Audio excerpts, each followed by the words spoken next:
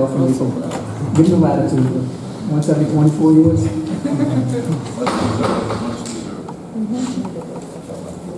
Now we'll try to go back and follow the agenda. Next item is open forum pursuant to Public Law 42-46-6D with a maximum of 15 minutes. Anyone wishing to speak, come up, state your name and your address. Mike Clifford, 489 Black Plain Road. I want to straighten out a few things for the record. Some statements were made at the January 21st meeting by the architect and others that were not accurate. And since the structure of the meeting was such that after the public forum part of the meeting had been held, there was no opportunity to rebut those comments. I'd like to do it now. Unfortunately, I wasn't able to attend the last two meetings, so the timeliness is a little off. Just for the record, no architect that I'm aware of has ever stated that the building is not structurally sound or worthy of having money put into it. The only, we've had RGB, we've had Studio Major, and even Mr. Sakosha himself. If he felt that the building wasn't worthy of money, I don't think he would have even suggested 2 years ago that a modified bid be issued to do at least $1 million worth of work.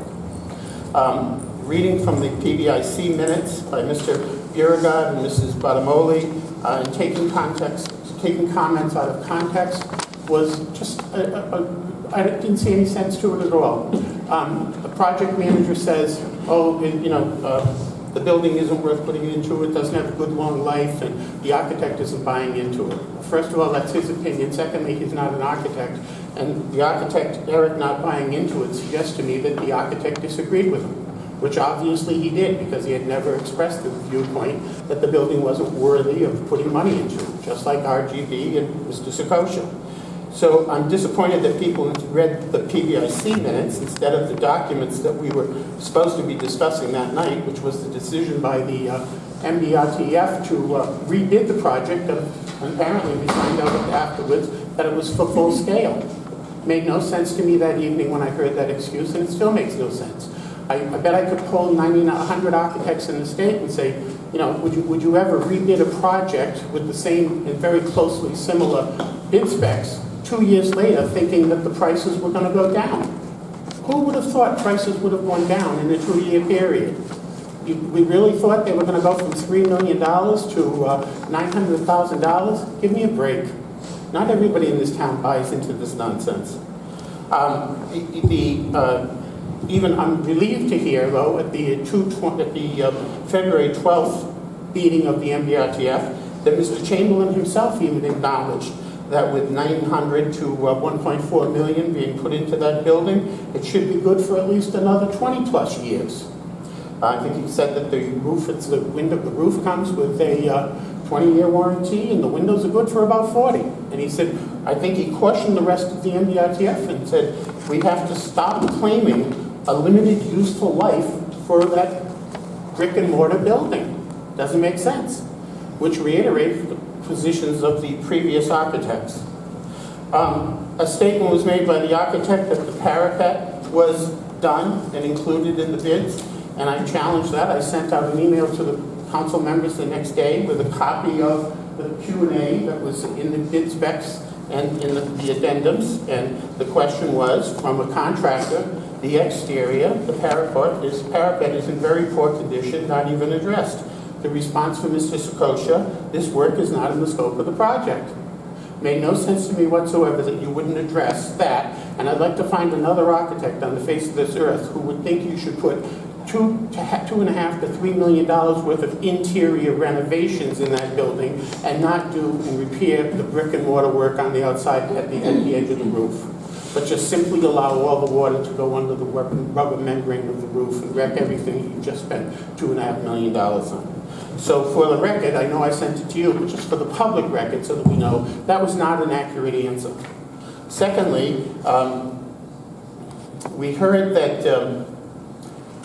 a lot of talk about the 16 division breakdown, and it didn't have much value, and not many people use it. I take issue with every claim that was made with regard to that.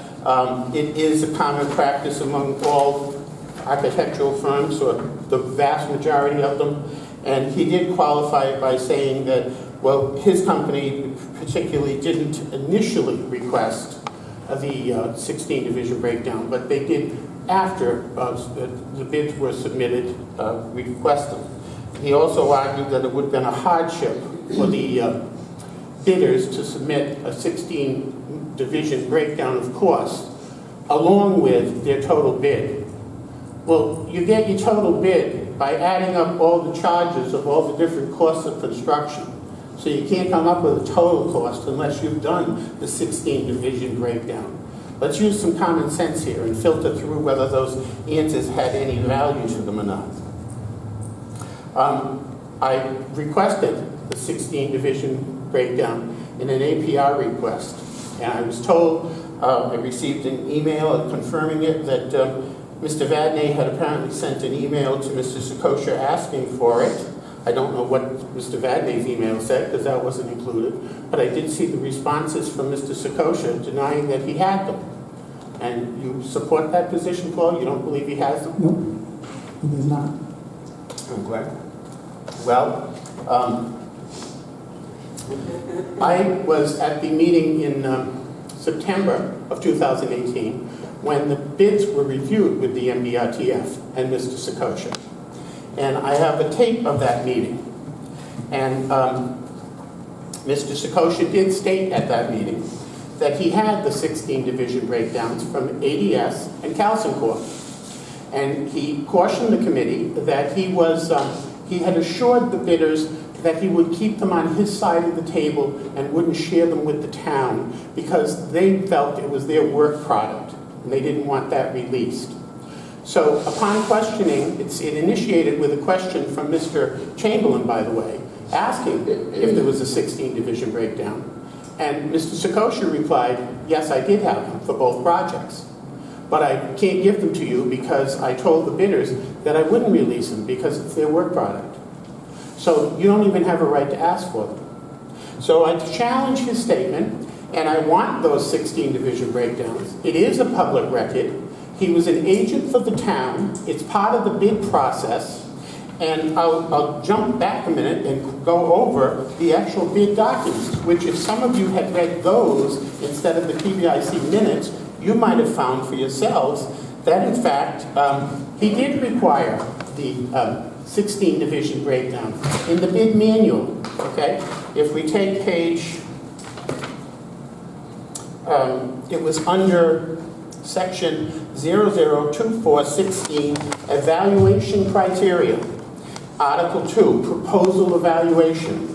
Number 4, worth 30 points, by the way. The scoring was 100 points potential, and this particular aspect was worth 30 points in the scoring. Total project cost. Provide a multi-division cost breakdown, including general conditions, that equals the total cost of the project cost. Okay? So there was a question furthermore, in the addendum number 4, there was a question from the one of the bidders saying, question, 002416.2.2.4 requests a multi-division cost breakdown, including general conditions, equal to the project cost. Is this in addition to document 004213? If yes, could the format please be specified? The response from Mr. Sikosha, I'm going to give you copies of all these documents. Yes, the multi-division cost breakdown is in addition to the proposal form and asbestos abatement breakdown. However, now this is Mr. Sikosha using his own discretion after you approved bid specs that required the 16 division breakdown. But he took it upon himself to add this sentence in response to the question. However, this breakdown is not required with the submission of the proposal. Following the submission due date, proposals may be requested by the owner to submit the breakdown. And in the manual, owner is defined as the town of North Smithfield. And he's the agent for the town of North Smithfield. So when he met with the two lowest bidders, ADS and Calcin, he requested them to bring the 16 division breakdown. And that's what he discussed on that tape on the 27th of September, which Paul seems to have forgotten about. But I've got a record of it as a tape. This is the second time, for those of you who are new to the game, that Mr. Sakosha has denied something, and only to be proven that it wasn't an accurate and honest statement. He also denied several years ago that he never calculated the square footage space for the town offices as 6,000 square feet. He denied it at a public meeting when I questioned him on it and said, how did we go from 6,000 square feet to 11,700? He said, I never said 6,000 square feet. I then informed him I had audio taped the meeting of the MDRTF where we went over with them and repeatedly said 6,000 square feet, as did all the members of the MDRTF. So when you hear from him and he stands up here and says, I'm not playing any games, there's nothing out of the ordinary going on here, let's start thinking and reminiscing a bit, would you please? This is taxpayer money. We paid that man money to do design and bridging documents for two projects, Kendall Dean and Bushy. All he basically did for Bushy was take the bid specs from 2 years ago, pull a few things out and issue those. Why did we pay for that? Now we're led to believe, and we're supposed to all buy into the fact that even though everybody said, oh, we did this major renovation bid so that we could learn from it and then see what we could afford. Well, how can you see what you can afford if you're also claiming that you didn't get a 16-division breakdown when all you had is a bottom line number? So there's a lot of silly little inconsistencies in these stories, and I wish we would stop playing games and just be honest and start answering questions honestly. So in addition to that, my point is now that I do have an APRA request still pending. The email was the last response, but I absolutely intend on pursuing it to the Attorney General's office if I'm not provided with those documents. And I will provide him with the tape of the meeting. But however, I want to point out to you your legal obligation here, because there is a records retention schedule issued through the Rhode Island Department of Municipal Finance that requires certain records be retained for certain periods of time. And LG 2.4.2 bids, records that document the bid process for the purchase of services, supplies, or capital improvements. They may include bid requests, resumes, specifications, proposal, cost estimates, product literature, correspondence, public notice of invitation to bid, copy of requisitions for purchase orders, and similar relevant documentation. If the contract is awarded, you need to keep those documents for 10 years. But for unsuccessful bids, you need to keep them for 3. So you, as the town of North Smithfield, as the owner of that project, since those documents were handed in as part of the bid process as outlined in the bid manual and the addendums to the project, have a responsibility to hold and retain and get those documents. You paid him to be an agent for the town. You should pick up the phone and say, okay, cough them up and give them to us. And in short of that, if he chooses not to give them to us, then somebody, if you don't do it, I will, I'm going to approach Calson and ABS and ask them for them. I mean, you've got them, I have them on tape, I'm not fabricating this. I'd be happy to share it at the time with the Attorney General, saying he had them, boasting about it. And also boasting about the fact that he wasn't going to share them, even with the MBRTF, because he said he told them to bid as he wouldn't. Let's be straight about this. 16 division breakdowns are not proprietary material. Every bidder who bids in normal situations in other communities, despite what Mr. Sakosha presented, it's published, and it's a public document once you get that 16 division breakdown in. So I don't care if you gave it to the agent for the town. The agent for the town now has the responsibility to hand over those legal documents, all of them, not some of them. So I'd like some initiation here from somebody, on somebody's part in the town, to get a hold of those breakdown costs. And I suspect he probably doesn't want to share them publicly, and I was at the meeting, I was at the meeting when he was talking about how he was going to keep on his side of the table. I doubt that he wants them issued, because I think even if we look at the initial proposal that he submitted for the $900,000 work in the budget that he submitted, the windows that he calculated a cost of like 30 or 40,000, I'm sure came in the 200,000s. And if he gives us those 16 division breakdowns, we'll be able to see that, how funny that was. So I'd really like the game playing to stop. And I think the games continued the other night at the last meeting.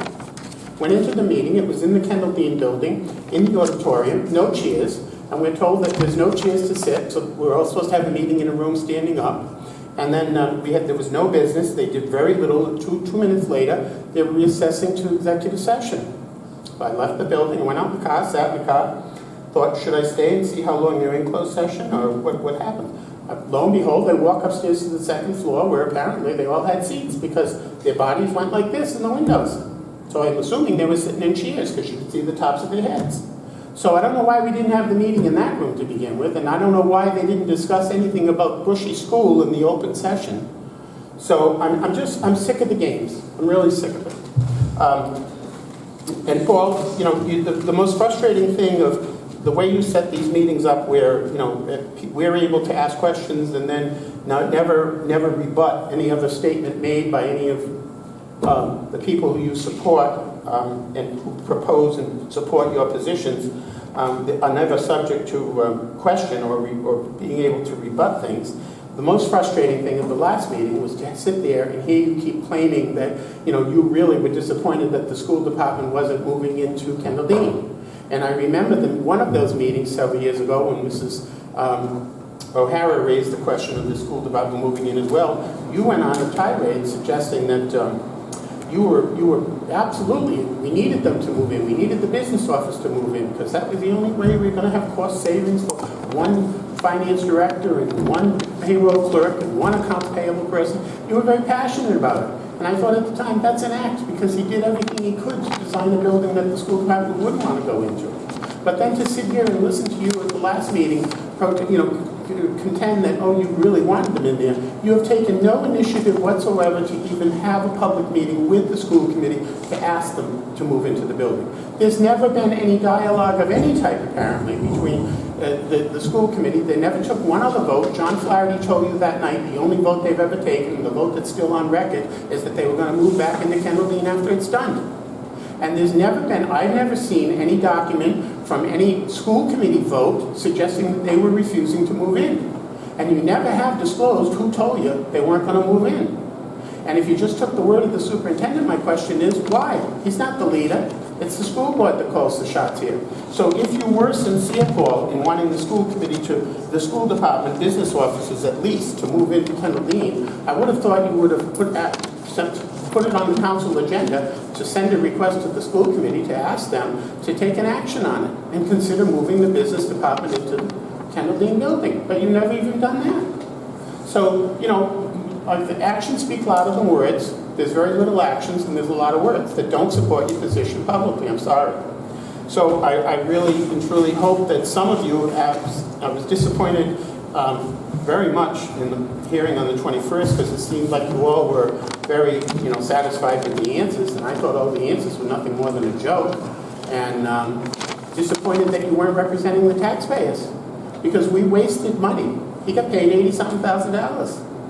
And at one of the meetings at the MDITF recently, Mr. Chamberlain made the comment that he didn't think we should pay for architectural services any longer, and that maybe, that Mr. Sakosha should be assisting us in the process going forward of trying to refine the scope of work for a modified bid.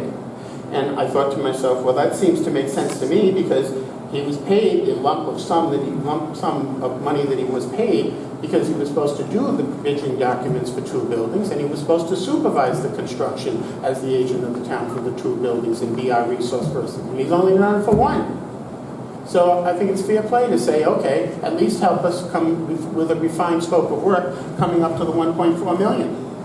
And although the meeting on the 12th was encouraging, and it sounded like people were sincerely trying to, wanting to do a proposal that would do the major renovations with at least the money available, I was disappointed at the last meeting when you spent about 0 minutes discussing it, other than to say, haven't done any work on it, so we're not moving.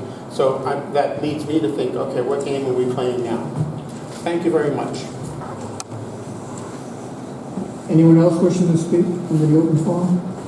Anybody? Tommy? No, I just have to be reminded why I don't want to do this.